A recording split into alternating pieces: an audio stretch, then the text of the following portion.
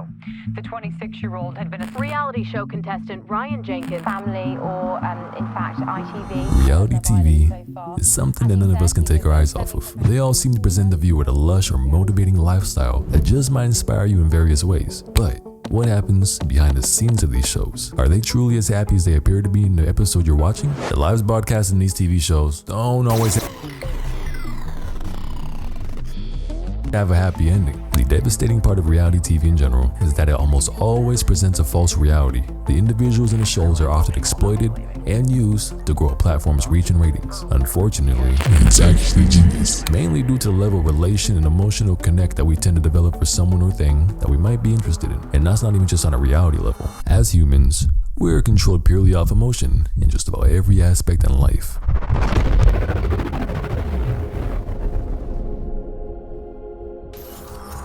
Take the 1,000-Pound Sisters, for example. These sisters are two individuals that we all rooted for. After all, most of us love a good ending to a story, and these two women were highly lovable. The reality shown to us is that while they do struggle, they still find ways to make things work. On TV, they appear fun and goofy with another. They even appear to attract men and fall in love. The reception the show received was great, and because of that, we got a glimpse of the mental toll that the spotlight took on them.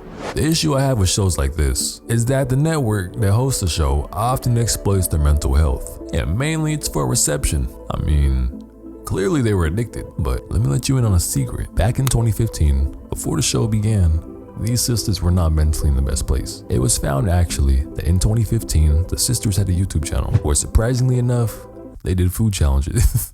This showed that they already wanted to entertain viewers. They were slowly growing in subscribers, but was never able to fully capitalize off the growth of their YouTube content. So what did they do? They attempted to tug at the viewers' emotions by setting up a scam involving the death of one of the sisters. The plan was brilliant. If they posted a YouTube video faking the death of a close one, it would surely gain money. They uploaded a video detailing that the sister Tammy had pneumonia and couldn't breathe. At 10 a.m., Tammy went into the hospital. She has pneumonia and she can't breathe. If y'all could donate a penny, nickel, dime, I'll be so happy. What would she do without her sister? And if I seen this personally, I'd be upset too. And given their video quality, most of us wouldn't have assumed that they made the most money. What made things weird though, is that the GoFundMe was set up for her sister's death, even though she was still alive. The GoFundMe kinda made sense. As Amy claimed, with Tammy being so big, her coffin is going to cost them more because they're going to have to triple the size of the coffin. She is not dead yet. After this cry for help, a video was shortly posted later where Tammy and Amy were doing normal things like nothing ever happened. And while I believe in miracles, this one was just a little too strange. Either way, they were both built for drama, and once TLC picked them up and gave them their own platform, they shined from there. They were entertaining, but what made life hard for them was that every single episode paid them about $2,500. And while there's 113 episodes out, that means over 3 years of earning cash. If I do the math right now, that's $137.26 a year.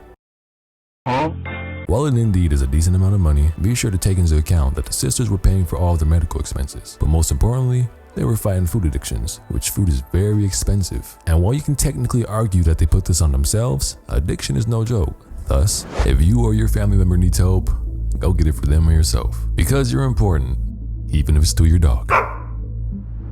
TLC wasn't paying them properly, despite being one of the most viewed shows on the platform. And Tammy unfortunately had to spend all of her earnings on the show for rehab because she received no financial support from TLC. Now, due to the pressure of keeping the show good, the sisters had to go to extreme measures to heal.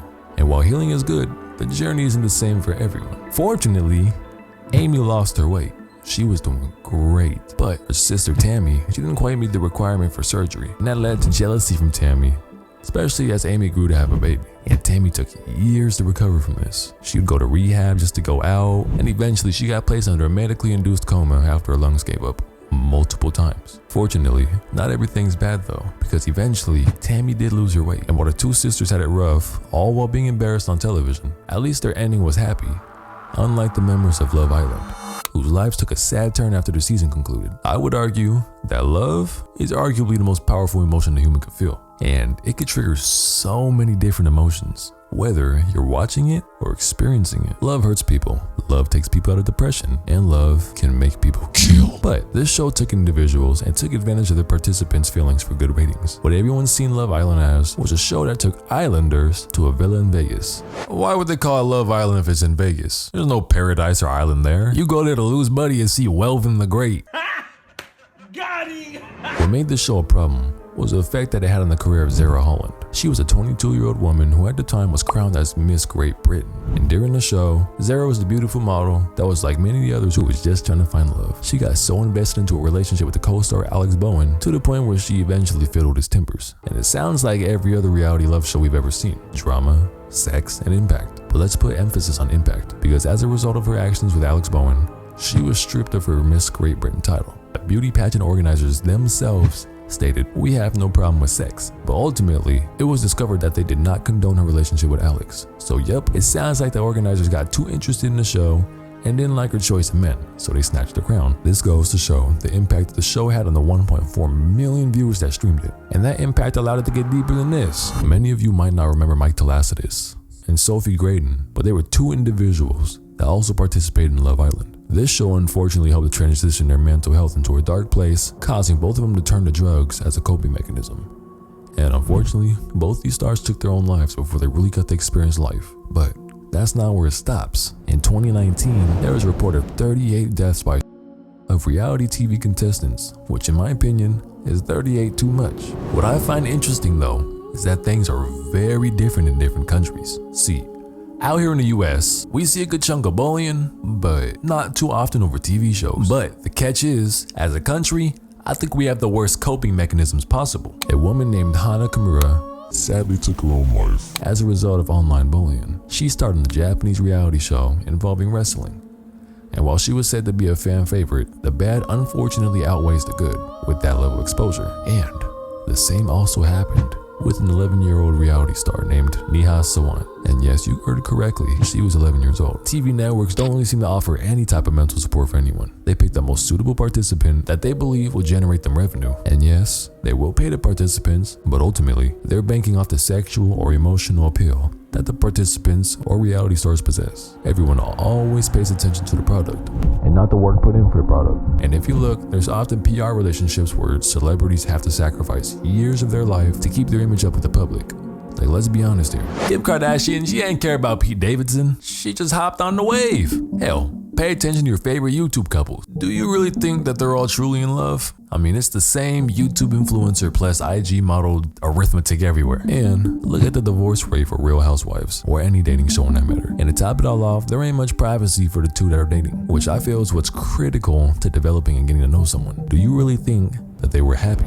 Everything's just manipulation. And me being a drama latching worm, I love to watch it too. I enjoy watching people go through hard things, but not intentionally. I just anticipate them making it out. And going forward, there needs to be more type of mental health support, not just for reality TV, but even for YouTube, as there have been multiple creators bullied off the platform, or plenty that makes questionable decisions. So I honestly think that if you're partnered on YouTube and make money, you should be entitled to some type of mental support, because with the turn YouTube is taking nowadays, seems like people needs it.